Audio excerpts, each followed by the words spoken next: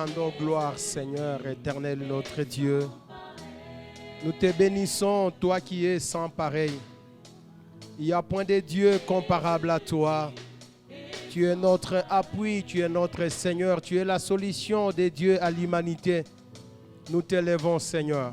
Sois loué, sois béni, ô Dieu. Sois exalté, Seigneur éternel, notre Dieu. Ta grâce immense, ta bonté insondable, ta fidélité infinie, Seigneur éternel, nous rassure et c'est pourquoi nous t'élèvons et nous t'exaltons au Roi vivant. Que ton nom soit béni éternel, que ton nom soit loué Jésus. Tu es celui qui est venu pour nous sauver, tu es celui qui est venu pour donner une valeur à notre vie. Tu es venu pour nous racheter, Seigneur. Ce que nous sommes est le fruit de ta grâce. Si nous vivons et que nous sommes là, debout, devant la face de Dieu, c'est grâce à ton intermédiation, Seigneur.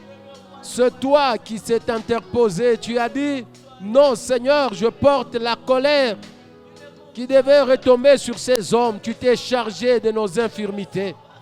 Notre châtiment est tombé sur toi, Jésus. Voilà pourquoi nous t'élevons, voilà pourquoi nous t'exaltons, voilà pourquoi nous te magnifions. Béni sois-tu, Jésus, toi qui es au-dessus de tout. Honneur et louange à ton nom parce que toi, tu as payé le prix de notre rachat. Alors que nous étions vendus au pouvoir du péché, Jésus, tu es venu nous racheter et nous te rendons gloire et nous te disons merci. Sainteté et louange à ton nom, Seigneur, parce que toi, tu es assis sur le trône élevé.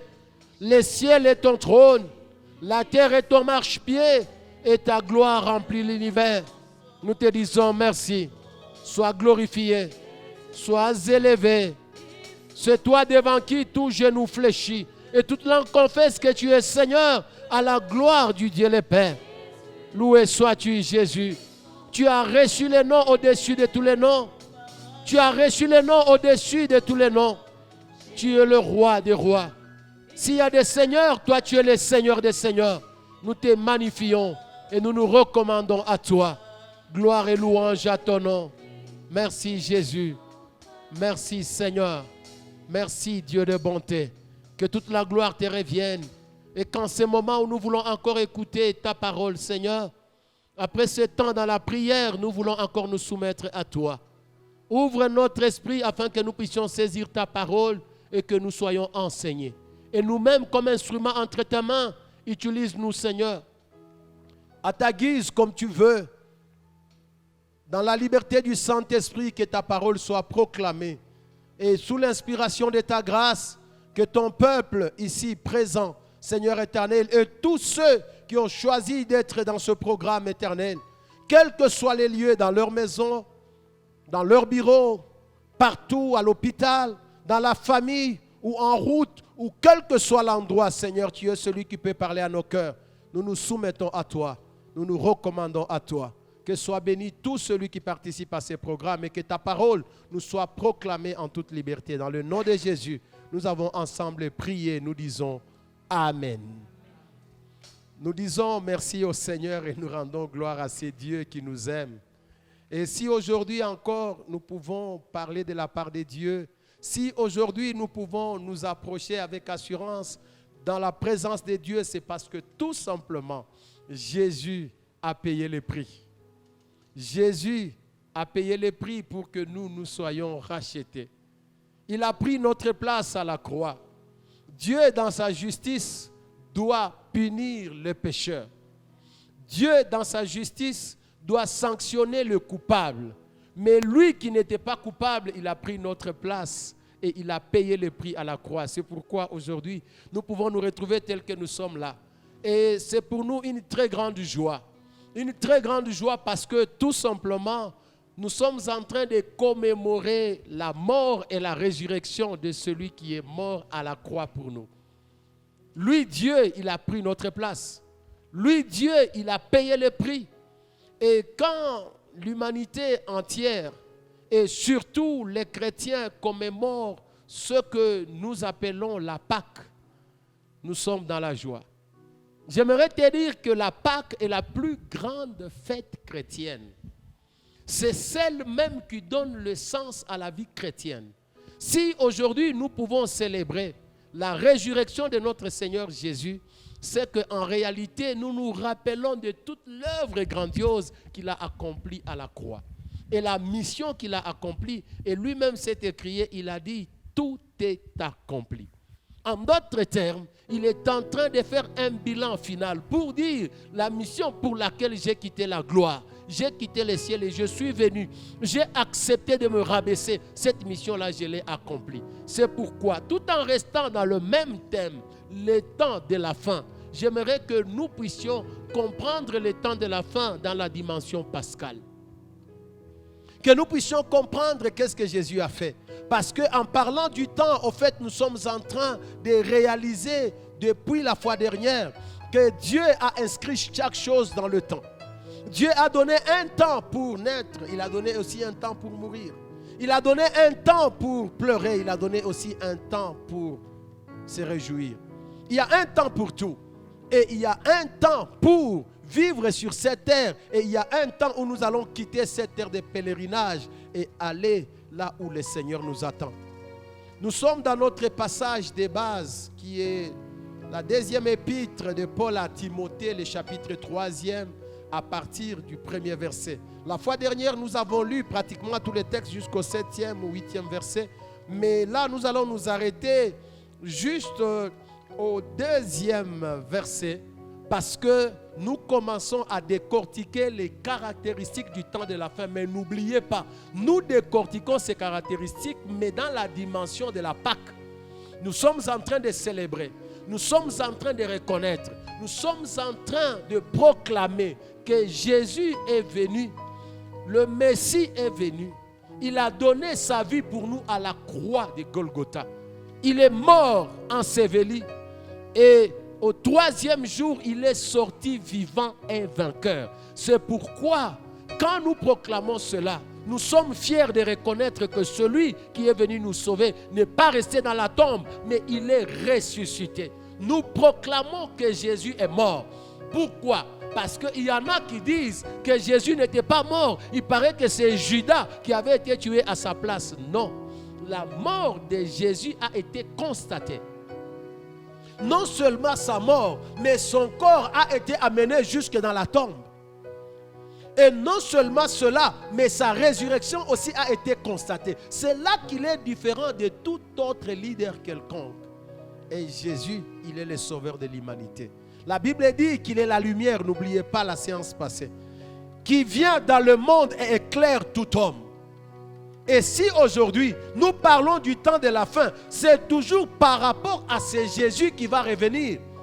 Parce qu'il va revenir, il va sceller la fin de toutes choses.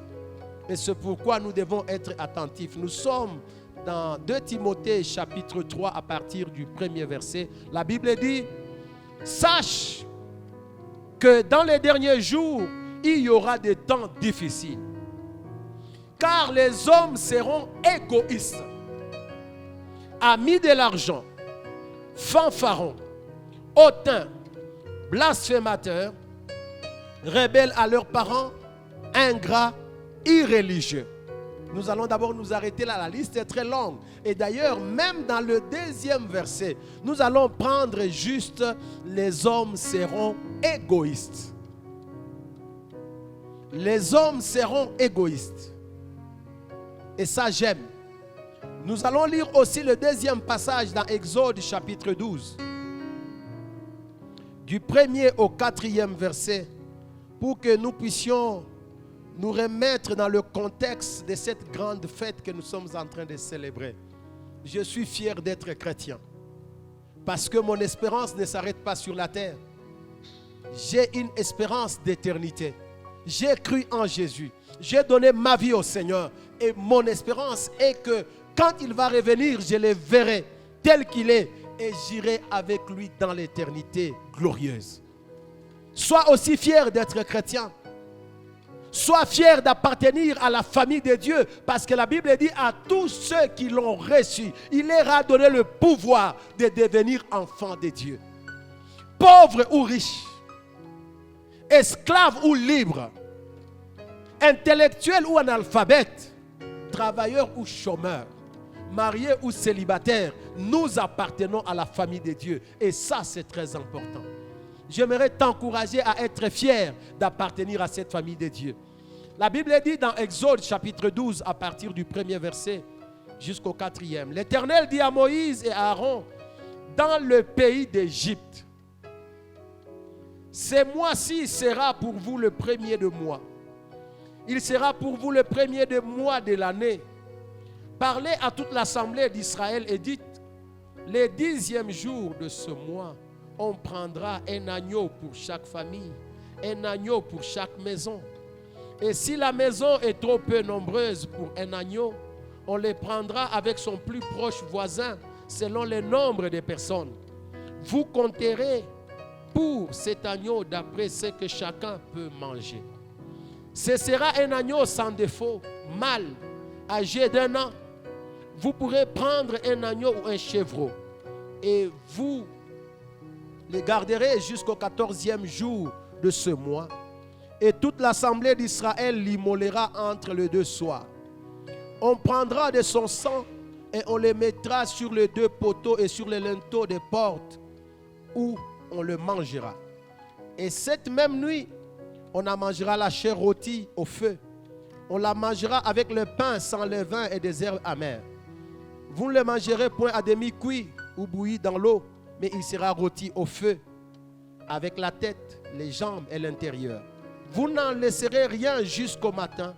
Et s'il en reste quelque chose, le matin, vous le brûlerez au feu. Et ça continue, le verset 12. Cette nuit-là, je passerai dans le pays d'Égypte et je frapperai tout le premier-né du pays d'Égypte, depuis les hommes jusqu'aux animaux.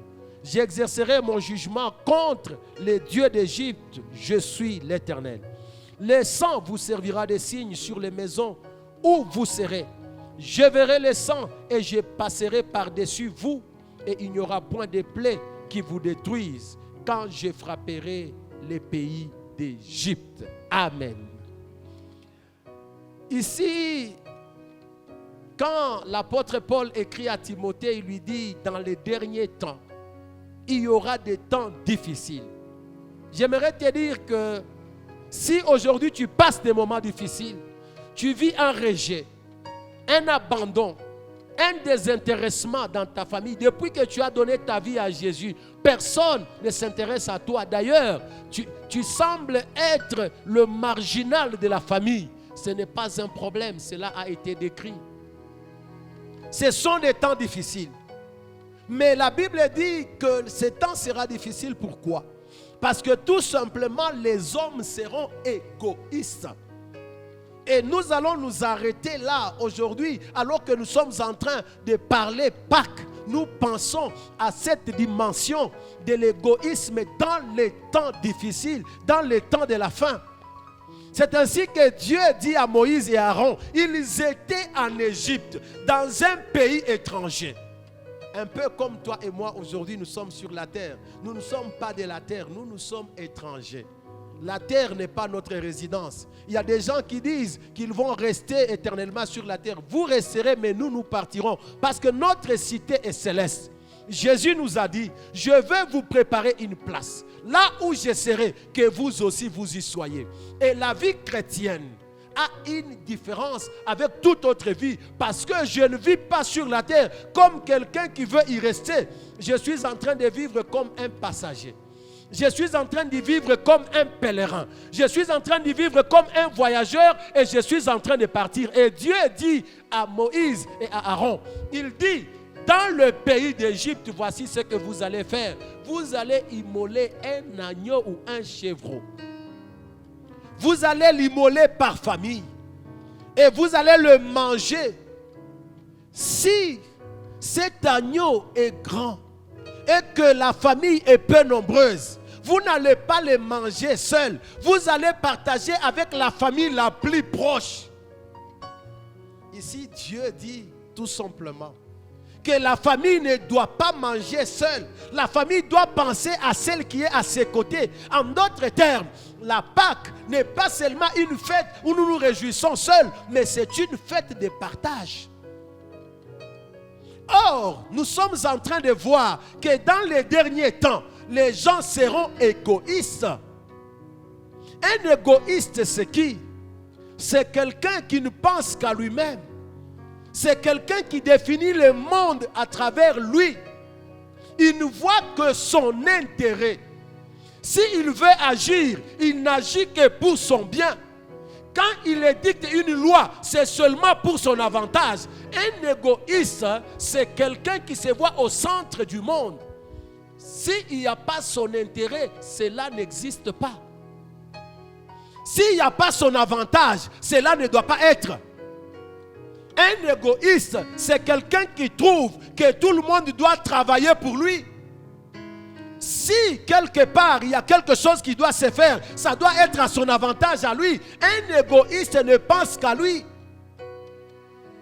Mais Dieu dit, le jour où vous célébrez Pâques, cette Pâques de délivrance de l'Égypte,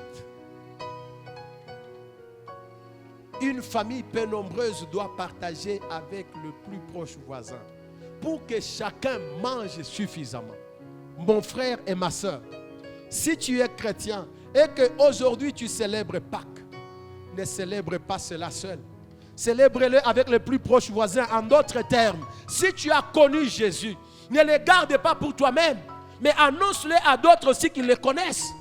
Ils ont besoin de connaître cette grâce, cet salut qui est disponible, parce que la Bible dit que la lumière vient pour que les hommes soient éclairés. Célébrer Pâques sans parler de Jésus à d'autres, ça c'est de l'égoïsme.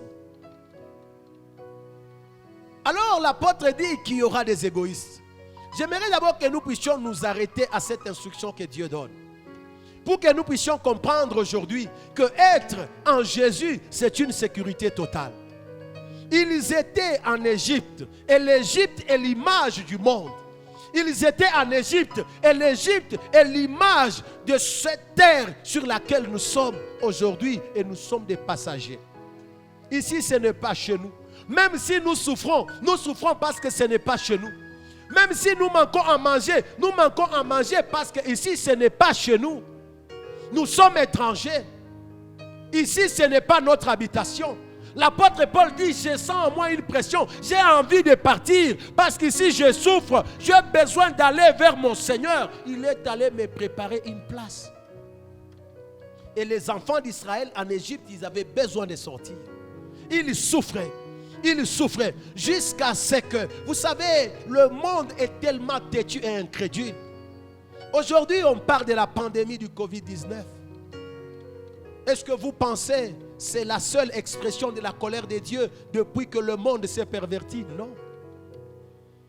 Il y a eu plusieurs signes par lesquels Dieu a essayé d'interpeller les hommes et les femmes, mais ils n'ont pas compris. Ils ont la même disposition du cœur que Pharaon. Quand nous lisons ici au chapitre 12e, c'est que Moïse et Aaron sont déjà allés plusieurs fois devant Pharaon pour lui dire, libère les enfants d'Israël pour qu'ils partent. Dieu dit, laisse partir mon peuple.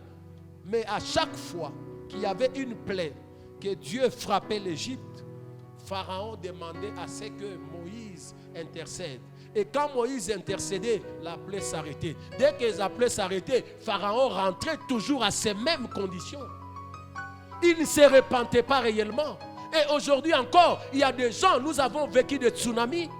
Nous avons vécu la peste noire. Nous avons vécu Ebola. Nous avons vécu des tremblements de terre. Nous avons vu la guerre qui a décimé des gens. 14, 18, 40, 45. Toutes ces choses n'ont pas interpellé l'humanité. À chaque fois que ça s'est calmé, l'humanité revenait encore à ses dérèglements. C'est là que nous avons vu un homme s'est passionné pour un homme et il se marie. Ils vont même dans une église, ils sont devant un soi-disant serviteur de Dieu qui bénit un mariage des homosexuels. C'est là que nous avons vu une femme se passionnant envers une autre femme et elles vont se marier. Je ne sais pas qui est mari, qui est femme, mais elles sont toutes femmes, mais elles se marient quand même dans une église. Et on dit droit à la minorité. Parce que l'homme n'a pas compris le langage de Dieu. Et quand nous arrivons là, Dieu dit à Moïse et à Aaron, il dit, dites aux enfants d'Israël que dans chaque famille, on puisse tué un agneau sans défaut, d'un en bonne santé. Vous savez que Jésus n'est pas allé à la croix parce qu'il avait volé. Non, il était sans défaut. Il n'avait jamais péché. La Bible dit, il a vécu dans la condition humaine. À une seule différence, il n'a point commis de péché. Il a accepté la faiblesse humaine. Il a accepté d'être limité comme toi et moi. Mais Jésus n'a point commis de péché. Mais il est allé à la croix. On l'a traité parmi les brigands. Il y en a même un qui l'a insulté. Il dit, mais sauve-toi, sauve-nous aussi. Et cet agneau devait inaugurer la victoire et la délivrance des enfants d'Israël. C'est pourquoi Dieu dit, vous devez le manger en étant prêt. Vous ne devez pas le manger n'importe comment. Vous devez avoir les sandales aux pieds. Vous devez avoir les reins sains. Vous devez être prêt pour le voyage. Parce que ce que moi je vais faire par l'agneau, ça va forcer l'Égypte à vous faire partir. Et quand ils vont dire partez, ne traînez plus, vous devez déjà être prêt pour le voyage. Mon frère et ma soeur, si aujourd'hui nous sommes en train de célébrer Pâques, nous nous rappelons de la mort et de la résurrection de celui-là qui est venu, nous devons être prêts à partir. Si tu es en train de célébrer Pâques en t'enivrant, alors tu ne comprends même pas pourquoi Jésus est venu. Si tu es en train de célébrer Pâques en te prostituant, alors tu ne comprends même pas pourquoi Jésus a donné sa vie à la croix. Si tu es en train de célébrer Pâques en volant, en escroquant, alors tu ne comprends même pas pourquoi Jésus est venu mourir à la croix. Nous devons célébrer Pâques en étant prêts pour le voyage. Et Jésus a dit, je viendrai comme un voleur. Personne ne sait ni le jour ni l'heure. Si on le savait, on se serait apprêté. Mais ce que j'aime, c'est que l'apôtre Paul dit aux Thessaloniciens, vous n'êtes pas les enfants des ténèbres pour être surpris. Vous êtes des enfants des lumières. Ce jour ne pourra jamais vous surprendre parce qu'en étant des enfants des lumières, vous marchez dans la lumière, vous marchez dans la vérité, vous marchez avec Jésus. Et alors, les enfants d'Israël ont vécu cette nuit-là une délivrance extraordinaire. Le sang qui était sur les poteaux des portes, le sang qu'ils avaient placé sur les linteaux servait de signe pour que quand l'exterminateur viendrait, que eux soient protégés. C'est là que nous étions en train de dire, parce que le sang de Jésus, c'est plus que le sang de l'agneau qui avait été immolé en Égypte. Ce sang de Jésus nous sert de sécurité. Si la colère de Dieu peut frapper l'Égypte, si la colère de Dieu peut frapper les hommes pervers, cette colère ne nous atteindra pas à cause du sang de Jésus. Parce que le Seigneur dit, quand je viendrai, je verrai le sang et je passerai par-dessus. Et d'ailleurs, Pâques signifie tout simplement passer au-dessus d'eux. Épargner. Quand nous célébrons Pâques, nous célébrons notre délivrance. Nous célébrons notre protection. Nous célébrons notre salut. Parce qu'à cause de ce sang-là, nous ne passons plus en jugement. Quand on nous juge, on dit coupable. Mais Jésus vient, il dit, j'ai déjà payé pour lui. Voilà ce que ça signifie. Voilà pourquoi, quand je dois célébrer Pâques, je me dis non. Il y a quelqu'un qui a payé le prix pour moi. J'étais coupable, menteur, voleur, escroc, impudique. Mais tout cela, Jésus les a payés à la croix. Et nous sommes sauvés. C'est pourquoi, quand nous célébrons Pâques, nous sommes en train de célébrer en sortant de l'Égypte. Le peuple devait célébrer, manger Pâques avec une seule pensée. Je suis en train de partir. L'Égypte n'est pas ma patrie. L'Égypte n'est pas mon pays. L'Égypte n'est pas mon héritage. J'ai un héritage que le Seigneur m'a gardé, c'est Canaan. Et aujourd'hui, ce n'est plus Canaan, mais c'est la nouvelle Jérusalem que Jésus est allé nous préparer. Quand je pense aujourd'hui à toute l'œuvre que le Seigneur a accomplie, je me dis, j'ai la nouvelle Jérusalem, mon héritage. J'ai ma cité céleste. C'est là que je suis en train de partir. Alors mon frère et ma soeur, alors que vous me suivez en ce moment, alors que vous êtes en train de suivre ceci, la bonne manière de célébrer Pâques, c'est de s'éloigner du péché. Ne te compromets pas avec l'Égypte qui est l'image du monde. Ne te compromets pas avec l'Égypte qui est l'image de la corruption et du règlement comportemental, de toutes ces déviations que nous voyons aujourd'hui, où les hommes sont pervertis. Ils ont oublié Dieu. Et ça, j'aime. Dieu a voulu nous faire voir que toutes les idoles que nous nous sommes faites, ces idoles n'ont plus de place. J'ai vu des gens ne pas servir Dieu parce qu'ils devaient suivre un match de Champions League. Non, mais comment? Il y a une telle équipe qui va jouer avec telle autre. Moi, je ne peux pas rater ça. Il y a un tel joueur, une star mondiale qui va jouer. Moi, je ne peux pas rater ça. Mais aujourd'hui, où sont ces stars? Chacun tremble. Chacun a peur. Il ne sait pas ce que le lendemain va engendrer. Pourquoi? Parce que Dieu est au-dessus. La Bible dit par un souffle, il peut tout raser. Par sa colère, il peut tout embraser. Des fois, quand nous lisons le passage où on dit Sodome et Gomorrhe ont été brûlés, nous disons, est-ce que ça c'est vrai? Quand on voit que Noé et sa famille ont été sauvés parce qu'ils ont accepté le confinement dans l'arche, nous nous disons, est-ce que ça c'est vrai? Oui, Dieu a détruit. Et il est capable de détruire ce monde. La preuve c'est qu'aujourd'hui, tous les pays s'enferment. Aujourd'hui, il n'y a plus de vacances. Aujourd'hui, il n'y a plus de voyages, je ne sais pas moi comment. Non, nous allons aller à la plage en Australie. Non, nous irons en Indonésie pour aller faire ceci. Non, nous irons à tel pays. Ce n'est plus possible aujourd'hui. Et je me posais des questions, j'ai dit, avec toutes ces frontières qui sont fermées, les gens qui avaient l'habitude dans nos pays ici, quand il a mal à la tête, je vais en Suisse pour me faire soigner. Où est-ce qu'ils vont partir? Ça devient compliqué. Pour te dire que Dieu est capable, comme je le disais l'autre fois, de prendre les collines, les raser, de prendre les vallées, les remonter. Et il met tout à niveau. C'est pourquoi nous devons comprendre qu'il n'y a que Dieu qui est au-dessus. Et ce qui s'est passé, c'est qu'en ce moment-là, tout l'Égypte était en pleurs. Mais les enfants d'Israël, là où ils étaient, c'était calme. Pourquoi? Le sang de l'agneau. Mais il y a plus que le sang des chevreaux. Il y a plus que le sang de ces agneaux qui avaient été tués en Égypte. Il y a le sang de Jésus, qui est le sang de la rédemption. Par le sang de Jésus, nous échappons à la colère de Dieu. Toi qui as accepté Jésus, garde ta foi. Toi qui ne l'as pas encore accepté, c'est le temps que tu l'acceptes. Mais j'aimerais te dire que dans les derniers temps, les gens seront égoïstes. Ils seront égoïstes parce qu'ils ne vont pas comprendre que le salut, c'est un plat que nous ne mangeons pas seuls. C'est un plat que nous partageons avec les autres. Si j'ai connu que le Seigneur est bon, je dois le proclamer aussi à d'autres. Si j'ai découvert que le salut vient en Jésus, je dois en parler à mon père, à ma mère, à mes frères, à mes soeurs, à mes amis, afin qu'eux aussi soient sauvés. Dieu dit, partagez avec les voisins les plus proches.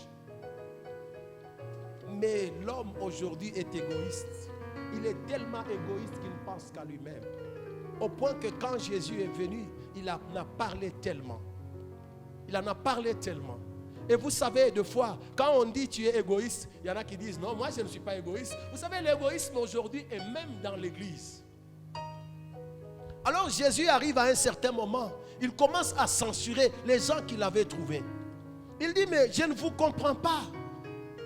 Est-ce que vous savez que quand une personne est en Christ, elle est une nouvelle créature? En d'autres termes, les choses anciennes sont passées et toutes choses sont devenues nouvelles. C'est pourquoi Dieu dit à Moïse et à Aaron, il dit, ce mois sera votre premier mois. C'est-à-dire, il y a un nouveau départ qui commence avec Jésus. C'est le premier mois. Quel que soit ce que vous avez déjà vécu, mais l'agneau pascal vient inaugurer le premier mois de l'année. En d'autres termes, quand tu acceptes Jésus, il commence avec toi une nouvelle vie. Si les gens seront égoïstes, que toi tu ne sois pas égoïste. Si les gens pourront être dans les choses perverses, que toi tu ne sois pas dans ces choses-là. Parce que en Jésus, tu es une nouvelle créature. C'est ce que 2 Corinthiens 5, le verset 17 nous dit. Quand une personne est en Christ, elle est une nouvelle créature. Et c'est pourquoi Dieu dit à Moïse et à Aaron que ce mois sera votre premier mois. quel que soit ce que vous avez déjà vécu, mais ce mois, comme moi, Dieu, je vous prends maintenant en charge. Vous commencez toutes choses nouvelles. Oubliez les choses de l'Égypte. Je commence avec vous une chose nouvelle. Ma soeur et mon frère, si ta vie chrétienne aujourd'hui, ce que tu es, est égal à ce que tu étais avant Jésus, c'est que quelque part ta conversion a raté. Il faut que tu acceptes encore Jésus. Parce que la réalité, c'est que quand il vient, il nous amène dans un nouveau départ. C'est pourquoi nous voulons aujourd'hui parler de ces choses pour que tu comprennes que quand une personne est en Christ, elle entre dans le royaume où c'est Dieu qui règne et le Saint-Esprit qui commande. Elle entre dans un royaume où c'est Dieu qui a la suprématie. Elle intègre la famille de Dieu où elle jouit d'une certaine liberté dans la présence de Dieu. Ses priorités sont bouleversées. Sa conception et son raisonnement changent. Les priorités changent. Pourquoi? Parce que dans la nouveauté de vie, ce n'est plus moi qui vis, mais c'est Christ qui vit en moi. Ne sois pas égoïste. Je t'ai dit que quand nous ferons l'analyse, tu vas te découvrir. Jusque-là, tu me dis, non, pasteur, moi je ne suis pas égoïste. D'ailleurs, moi je suis libéral, je suis altruiste. Je pense à d'autres. Mais un égoïste, c'est quelqu'un qui se voit au centre. S'il y a une vérité, c'est celle que lui détient. Toutes les autres, non. S'il y a une loi, c'est celle qui va dans ses intérêts. Et j'aimerais te dire que l'égoïsme a des dimensions. Dans la dimension personnelle, on appelle ça l'individualisme. Dans la dimension des familles, on peut appeler ça le clanisme. Dans la dimension des tribus, on appelle ça le tribalisme. Et dans la dimension des races, on appelle ça le racisme. En d'autres termes, l'égoïsme ne concerne pas seulement une seule personne. Vous pouvez être un groupe d'égoïstes et vous former le tribalisme. Vous avez déjà vu des gens qui ne raisonnent qu'en fonction de leur tribu. En d'autres termes, s'il y a des gens qui sont supérieurs, c'est leur tribu. S'il y a des gens qui doivent avoir des avantages, c'est leur tribu. S'il y a des gens... Ça, c'est l'égoïsme tribal. Vous avez déjà vu des gens, ils pensent qu'ils sont supérieurs à d'autres parce qu'ils ont la peau blanche ou la peau jaune ou la peau noire. Ça, c'est l'égoïsme racial. C'est-à-dire tu penses que ta race est au centre. Ta race est bénéficiaire de certains droits que les autres n'ont pas. Et d'ailleurs, l'esclavage est né de l'égoïsme de l'homme. Parce que l'homme a cru qu'il pouvait utiliser un autre homme comme un instrument de production sans droit ni loi. Mais Jésus est en train de nous donner la mesure. Jésus est en train de nous aider. Donc si tu es dans le tribalisme, sache que tu es un égoïste.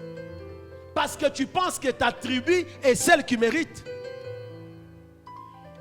Nous le voyons aujourd'hui, quand quelqu'un a un poste, le conseiller particulier, c'est son petit frère. Le directeur de cabinet, c'est son neveu. Les conseillers chargés des affaires, c'est les petits frères ou cousins à la tante d'eux, ainsi de suite. C'est-à-dire, tu sens que tout autour de lui, il n'y a que le gens de sa tribu. Et ça, c'est l'égoïsme. Ça ne peut pas aller ailleurs. Il n'y a pas quelqu'un d'autre. C'est-à-dire, pour toi, il n'y a pas quelqu'un d'intelligent dans les autres tribus. Il n'y a que dans ta tribu à toi. Et vous allez voir le racisme dans certaines sociétés où le bon traitement, c'est seulement les gens d'une telle race ou d'une telle origine. Ça, c'est l'égoïsme. Même le même poste, le même travail, mais des traitements différents. Pourquoi? Parce que les hommes sont des égoïstes.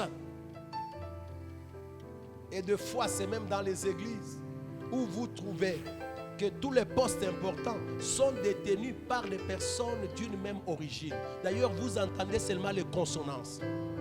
Il peut être wallon, il peut être flamand. En me rappelant de la Belgique, il n'y a que deux, les flamands et les wallons, mais ils ne s'entendent pas. L'égoïsme qui les tue.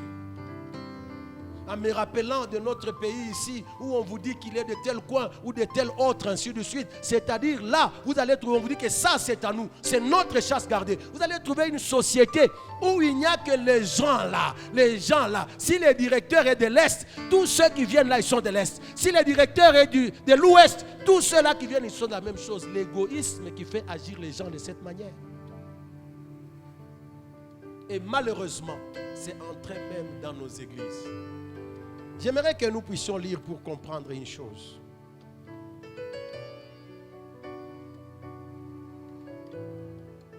Dans Matthieu chapitre 22.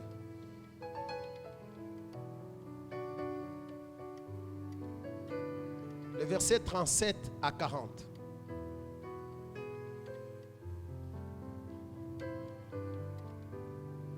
D'ailleurs, avant cela, je préfère qu'on lise même Matthieu chapitre 5. Ensuite, nous allons lire le deuxième, 43 à 48. Qu'est-ce que la Bible dit? La Bible dit ceci. Vous avez appris qu'il a été dit, tu aimeras ton prochain et tu haïras ton ennemi. Mais moi, je vous dis, aimez vos ennemis. Bénissez ceux qui vous maudissent. Faites du bien à ceux qui vous haïssent. Priez pour ceux qui vous maltraitent et qui vous persécutent, afin que vous soyez les fils de votre Père qui est dans les cieux. Car il fait lever le soleil sur les méchants et sur les bons. Il fait pleuvoir sur les justes et sur les injustes. Si vous aimez ceux qui vous aiment, quelle récompense méritez-vous? Les publicains n'agissent-ils pas de même?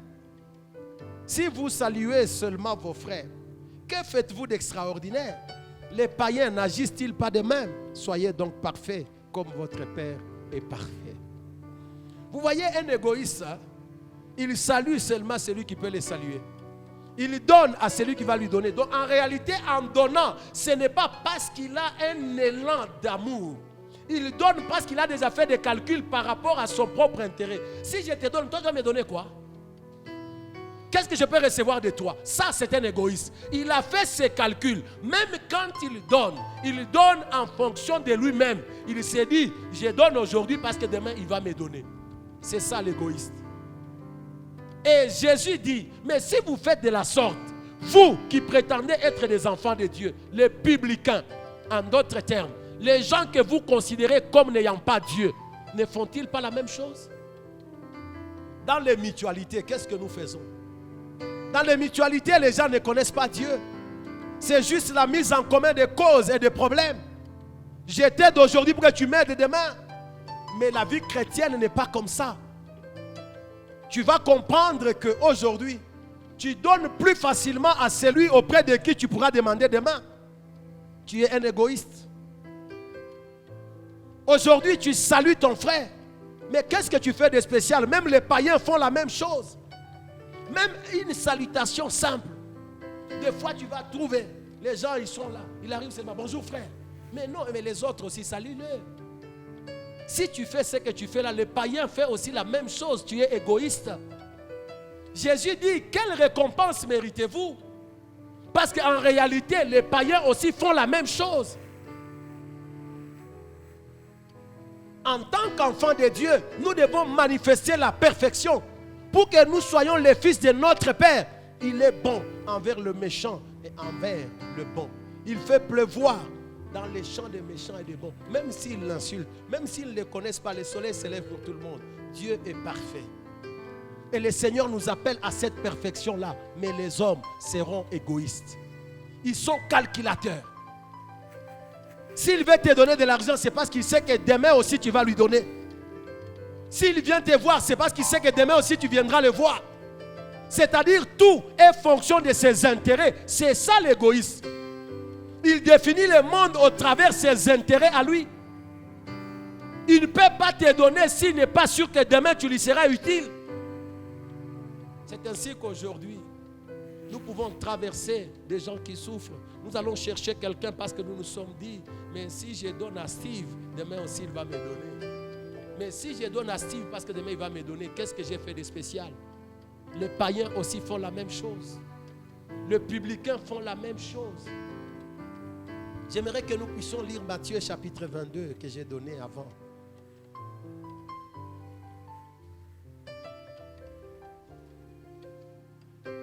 37 à 40. Alors que nous célébrons Pâques, nous sommes en train de nous rappeler que le Seigneur nous appelle à bannir l'égoïsme. La famille peu nombreuse partage avec les plus proches voisins. 37 à 40, la Bible dit ceci. Jésus lui répondit, tu aimeras le Seigneur ton Dieu de tout ton cœur, de toute ton âme et de toute ta pensée. C'est le premier et le plus grand commandement. Et voici le second qui lui est semblable. Tu aimeras ton prochain comme toi-même. De ces deux commandements dépendent toute la loi et les prophètes. Toute la loi se résume dans l'amour complet et total vis-à-vis de Dieu et l'amour du prochain comme nous-mêmes. Or, l'égoïste n'aime pas le prochain. Tout ce qu'il peut faire, c'est en fonction de lui. Tout ce qu'il va entreprendre, c'est en fonction de ses intérêts. Si ses intérêts ne sont pas là, il n'agit pas. D'ailleurs, si tu le vois faire quelque chose, c'est parce qu'il a déjà calculé, il sait qu'il va retirer un avantage quelconque. Ça, c'est l'égoïste. Il est au centre de tout. Là où il n'y a pas son intérêt, il n'agit pas. Aider quelqu'un qui ne connaît pas, comment il peut le faire? Il est un peu comme ce que Jésus décrit dans les livres de Luc. L'évangile de Luc, chapitre 10. À partir du 25e verset. La Bible dit ceci. Ça, je voudrais qu'on lise cela parce que ça nous ramène dans l'église. Un docteur de la loi s'éleva et dit à Jésus pour le prouver, Maître, que dois-je faire pour hériter la vie éternelle? Jésus lui dit, qu'est-il écrit dans la loi? Qui lis-tu? Il répondit, tu aimeras le Seigneur ton Dieu de tout ton cœur, de toute ton âme, de toute ta force, de toute ta pensée, et ton prochain comme toi-même. Tu as bien répondu, lui dit Jésus, fais cela et tu vivras. Mais lui, voulant se justifier, dit à Jésus, et qui est mon prochain? Jésus reprit la parole et dit, un homme descendait de Jérusalem à Jéricho. Il tomba au milieu des brigands qui le dépouillèrent, les chargeurs de coups, et s'en allèrent, les laissant à demi-morts. Un sacrificateur qui fortuitement descendait par le même chemin ayant vu cet homme passa outre. Un sacrificateur. 32. Un lévite qui arriva aussi dans ces lieux, l'ayant vu passa outre. Mais un samaritain qui voyageait étant venu là, fut ému de compassion lorsqu'il les vit. Il s'approcha, banda ses plaies et y versant de l'huile et du vin. Puis il les mit sur sa propre monture, le conduisit à l'hôtellerie et prit soin de lui. Le lendemain, il tira 2 deniers, les donna à l'hôte et dit, aie soin de lui, et ce que tu dépenseras de plus, je te les rendrai à mon retour. Lequel de ces 3 te semble avoir été prochain de celui qui était tombé au milieu de brigands? Celui qui a exercé la miséricorde envers lui, répondit le docteur de la loi. Et Jésus lui dit, va, toi, fais de même. Jésus donne une parabole pour expliquer quel est l'égoïsme qui peut caractériser les gens. Les sacrificateurs et les lévites sont des égoïstes, bien qu'ils portent des titres dans l'église. Ils avaient peut-être une mission à accomplir à l'église. Ils avaient peut-être une tâche à réaliser dans l'assemblée du peuple de Dieu. Ils se sont dit, je ne peux pas passer mon temps à m'occuper de cet homme. Je vais d'abord faire mon travail.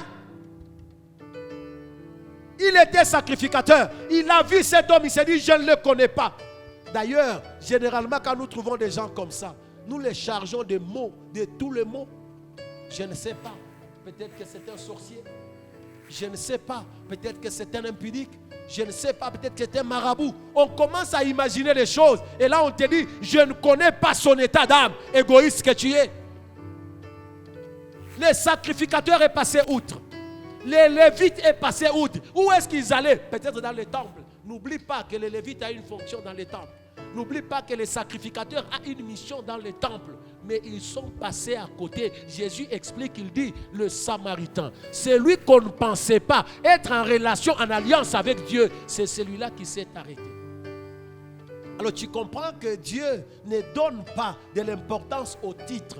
Et parfois à certaines fonctions que nous assumons, pour lesquelles nous nous battons dans nos églises, Dieu donne de l'importance à ce que nous faisons.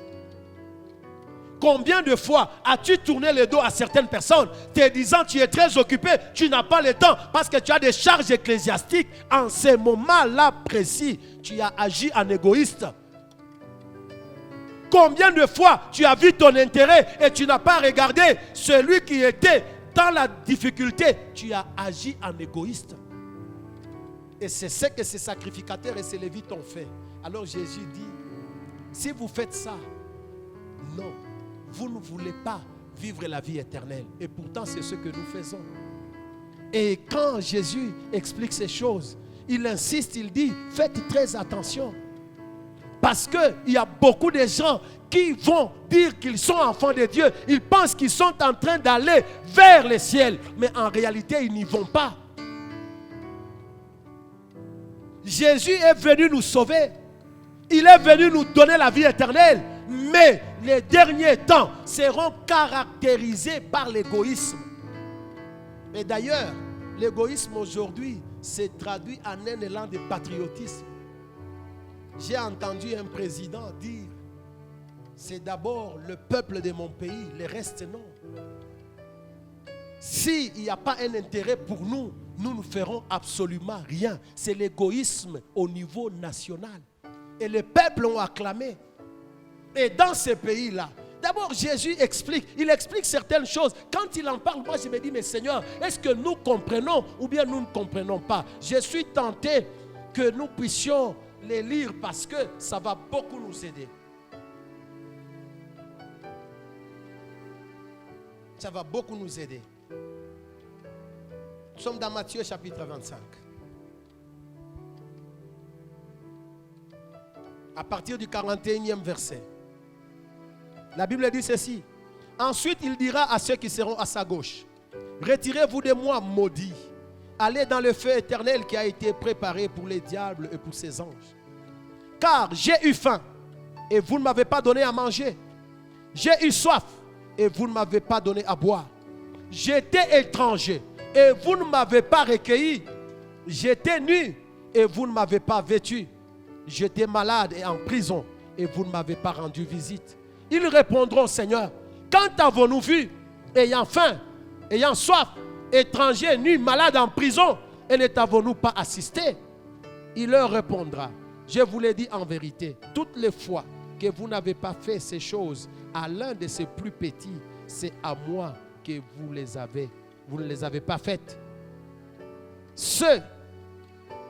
Ceux-ci iront au châtiment éternel, mais les justes à la vie éternelle. C'est très grave. Et quand Jésus parle ainsi, ça signifie qu'il n'y a plus de recours. Vous ne pouvez plus dire, donnez-moi d'abord le temps pour que je rentre. Et des fois, quand nous voyons certaines vidéos, les hommes et les femmes qui fuient leur pays à cause de la guerre, à cause des situations difficiles, ils coulent en mer. On les laisse mourir parce que tout simplement, ils sont étrangers. Et ceux qui font ça, qui encouragent cela, ils se disent des chrétiens. Mais Jésus dit, j'étais étranger, vous ne m'avez pas recueilli. Il y a des pays où on tue les étrangers. Il y a des pays où les étrangers n'ont pas de place. Et vous êtes des égoïstes parce qu'en réalité, l'étranger est dans une situation de faiblesse. Vous ne pouvez pas le tuer parce que tout simplement, il n'appartient pas à votre pays. J'ai vu une vidéo, ça m'a fait très mal. Et il y avait un navire de policiers qui était en train de couler une embarcation afin que ces étrangers-là n'arrivent pas. Il y a eu des bateaux qui ont fait 1 semaine, 2 semaines, 3 semaines sur la mer parce que quelque part on refuse de les recevoir. Et quand le châtiment arrive, les gens se posent des questions. Mais comment ça arrive? Oui, parce qu'en réalité, nous avons rejeté Jésus. Tu ne peux pas prétendre, Jean le dit très bien dans sa première épître, tu ne peux pas dire que tu aimes Dieu sans aimer le prochain. Tu es un menteur. Et aujourd'hui, le monde est dans un égoïsme à outrance. L'étranger n'a pas de place. Tu as faim, c'est ton problème. Tu es malade, je ne suis pas là. Tu es en prison, je ne connais pas ce que toi tu as fait. Est-ce que ça m'importe? Ça ne me regarde pas, égoïste que tu es. Et aujourd'hui, nous avons des églises qui ne font que prêcher dans leurs assemblées. Ils font des histoires. Mais posez-leur la question, quelles sont les actions envers les pauvres? Il n'y a rien. Quelles sont les actions envers les malades? Il n'y a rien. Quelles sont les actions envers les prisonniers? Il n'y a rien. Et nous nous plaisons à élever nos mains. Alléluia, nous irons au ciel. Mais Jésus dit, je suis en prison. Jésus dit, je suis malade. Jésus dit, je suis nu. Habillez-moi. Si tu es chrétien et que tu n'as jamais pensé à ces choses, tu es égoïste. Et si tu es égoïste, tu es dans ce camp de ces hommes et de ces femmes des derniers temps qui ne connaissent pas le Seigneur, malgré que tu prétends avoir une alliance avec Dieu. Il leur dira, tant que vous ne l'avez pas fait à l'un de ces petits, pas à ces grands. Mais aujourd'hui, qu'est-ce que nous faisons? Nous offrons aux grands. Nous offrons aux plus riches. Si aujourd'hui, Bill Gates venait, vous allez lui offrir tout ce qu'il y a de mieux. Si aujourd'hui, je ne sais pas qui d'autre pourrait venir parmi les multimilliardaires, vous lui donnerez ce qu'il y a de plus précieux. Mais le pauvre, vous ne donnez rien. Jésus dit, tant que vous ne l'avez pas fait à l'égard de ces petits-là, pas les grands, mais les petits, vous êtes égoïste et vous ne méritez pas le royaume. Parce que moi, Jésus, je me suis identifié dans ces petits-là. Et aujourd'hui, nous commettons les erreurs, nous les églises. Nous construisons des beaux temples. Nous les ornons de toutes les choses possibles. Mais nous ne pensons pas à ceux qui sont dans la souffrance. Nous ne nous souvenons pas de ceux qui sont en prison. Nous ne pensons pas aux malades qui sont dans les hôpitaux, qui ont besoin d'une visite. Nous ne pensons pas à ceux qui n'ont pas d'habits. Et parfois même, j'en ai trouvé des personnes, ils arrivent à un certain moment, ils collectionnent certains de ces habits. Ils disent, ça, c'est déjà usé. Je ne peux plus porter ça, ça fait 2-3 ans. C'est encore bon, mais il faut brûler. Dis, mettez-la et brûlez. On brûle, alors qu'il y a quelqu'un qui manque les habits. Combien de fois les étrangers ont été rejetés? Combien de fois, par la xénophobie, nous avons tué les étrangers parce qu'ils étaient seulement étrangers? Quel est ce blanc qui a choisi d'être blanc? Quel est ce jaune qui a choisi d'être jaune? Quel est ce noir qui a choisi d'être noir? Mais l'égoïsme nous fait amener à une pensée de croire que tous les intérêts doivent être définis en notre faveur. Mais nous prions et nous élevons nos mains et nous disons Alléluia. Non, il n'y a pas de Alléluia. Quand le Seigneur nous regarde, il dit, vous êtes des égoïstes. Et l'égoïste, il ne pense qu'à lui-même. Si tu es tribaliste, tu es égoïste. Si tu penses qu'il n'y a que les personnes qui peuvent t'aider, auxquelles aussi tu peux rendre service, tu commets une grosse erreur. La vie chrétienne n'est pas ça. Et quand nous célébrons Pâques, et que nous nous rappelons de la mort et de la résurrection de celui-là qui a donné sa vie pour que nous nous soyons sauvés, mon frère et ma soeur, nous devons partager. Nous devons partager. Partager parce que Jésus lui-même a manifesté son amour en se donnant lui-même. Quel degré d'amour! Tu aimeras Dieu de tout ton cœur, de toute ton âme, de toute ta force. Mais Jean dit, si tu prétends aimer Dieu et que tu n'aimes pas ton prochain, frère, tu es menteur. Sœur, tu es menteuse. Tu es un égoïste. Je t'ai dit que tu vas comprendre à quel niveau est-ce que toutes ces caractéristiques ne se retrouvent pas seulement dans le monde. Ces caractéristiques se retrouvent aujourd'hui dans l'église. Le sens du partage, nous ne l'avons pas. J'aimerais que nous puissions lire les derniers passages et nous allons nous arrêter là. Dans Matthieu chapitre 7, le verset 12.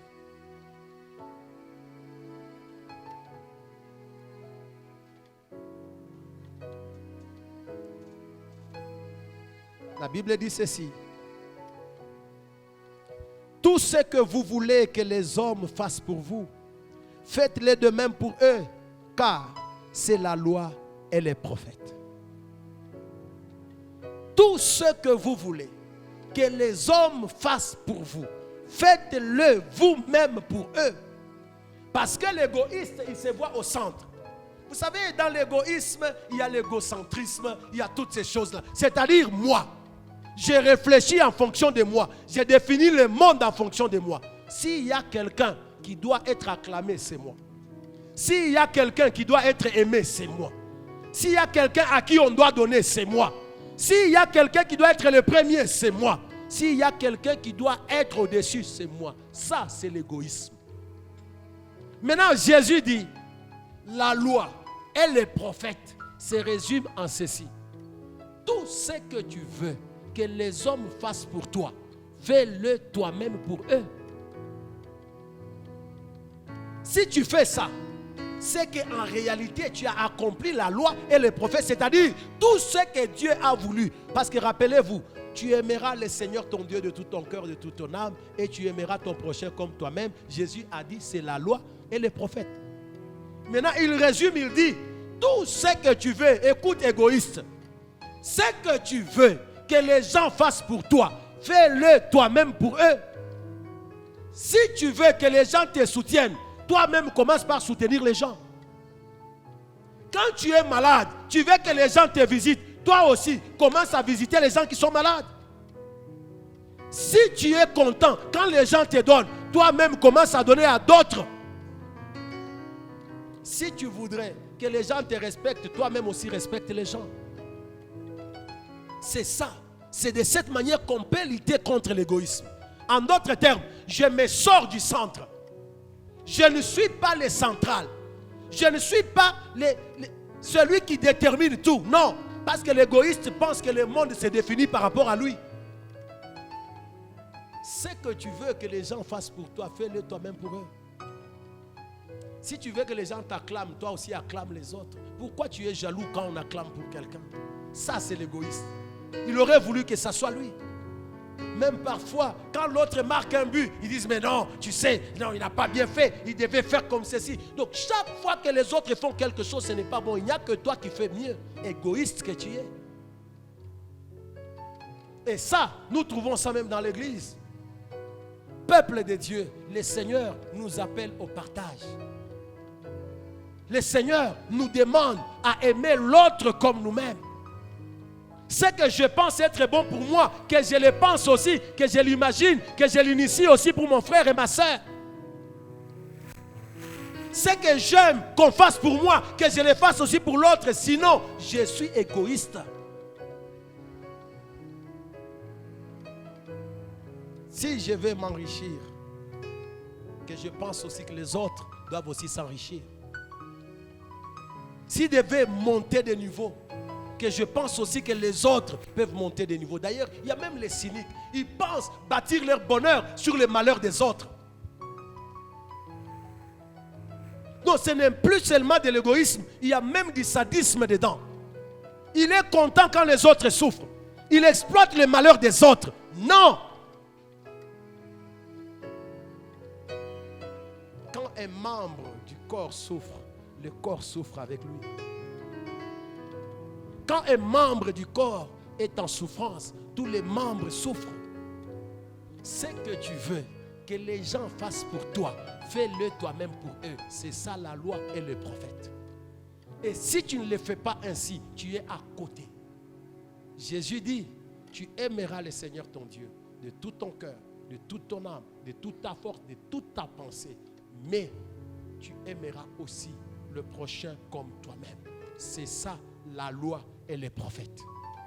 Donc si aujourd'hui toi et moi, nous prétendons avoir été rachetés par Jésus, le maître qui nous a sauvés, il nous dit, ce que tu veux que les autres fassent pour toi, fais-le toi-même pour eux. N'attends pas. Ne réclame pas. Au contraire, si tu veux que les gens t'élèvent, commence aussi à élever les autres. Si tu veux que les gens te respectent, commence aussi à les respecter. Mais un égoïste, il pense que la première place, c'est lui. Le respect, c'est lui. L'honneur, c'est lui. Non! Non! Non! ce que nous voulons que les gens fassent pour nous, faisons-le pour eux. C'est ça la bonne célébration des Pâques. Mais dans les derniers temps, les gens seront égoïstes. Tu comprendras aujourd'hui que l'égoïsme n'est pas seulement au niveau individuel. L'égoïsme est au niveau de la famille. L'égoïsme est au niveau de la tribu. Tu es dans une tribu où les gens pensent. Et toi-même, d'ailleurs, tu as développé cette pensée. C'est nous, c'est nous. Tu développes une idée de soi-disant supériorité. Tu es égoïste. Bien que tu pries, bien que tu prêches, bien que tu es ancien sacrificateur ou lévite. Jésus l'a démontré dans la parabole de cet homme qui est tombé entre les mains de brigands. Mon frère et ma soeur, que nous ne soyons pas surpris ces jours-là. La parole de Dieu vient pour nous redresser. Si tu étais dans ces choses, quitte. Si tu avais cette pensée de toujours voir les autres comme des marchepieds, comme tes escaliers, change. Si tu définissais le monde seulement en fonction de tes intérêts, change. Si tu n'attendais que des personnes qui peuvent te donner en retour pour que tu leur donnes, ou que tu ne saluais que tes frères, ou tu avais cette pensée limitée de croire, pas d'intérêt, pas d'action. J'ai déjà entendu des gens dire comme ça, pas d'intérêt, pas d'action. Et les autres disent, chacun pour soi, Dieu pour tous. Non, tu peux aider les faibles. Tu peux assister celui qui en a besoin. Ce que tu voudrais que les autres fassent pour toi, fais-le toi-même pour eux. C'est ça la loi et les prophètes. Et si nous le faisons ainsi, nous ne serons pas parmi les égoïstes des fins des temps. Que le Seigneur nous aide afin que nous puissions nous ajuster. Et que cette parole vienne encore changer notre conception de vie. Tu vas t'incliner en prière et nous allons prier.